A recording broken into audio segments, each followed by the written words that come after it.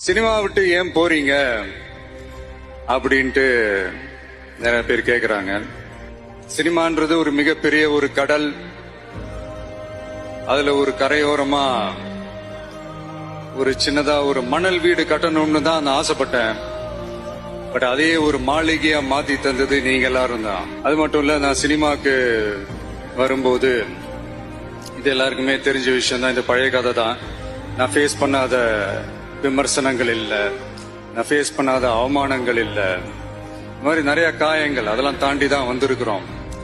அந்த மாதிரி நேரத்துலலாம் டே ஒன்ல இருந்து என் கூடவே நின்னது என்னோட ரசிகர்கள் தான். ஒரு நாள் 2 நாள் இல்லைங்க, கிட்டத்தட்ட ஒரு 30-33 வருஷத்துக்கு மேல என் கூடவே நின்றுக்கிறாங்க.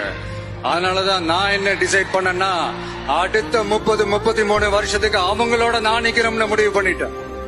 எனக்குன்னு ஒண்ணுனா வந்து தியேட்டர்ல நிக்கிறாங்க, நாளைக்கு அவங்களுக்குன்னு ஒண்ணுனா அவங்க வீட்டுல போய் நிக்கணும்னு நான் முடிவு பண்ணிட்டேன். எனக்காக எல்லாத்தையும் விட்டு கொடுத்த என்னுடைய ரசிகர்களுக்காக நான் சினிமாவையே விட்டு கொடுக்கிறேன். இந்த விஜய் சும்மா நன்றின்னு சொல்லிட்டு போறவன் கிடையாது.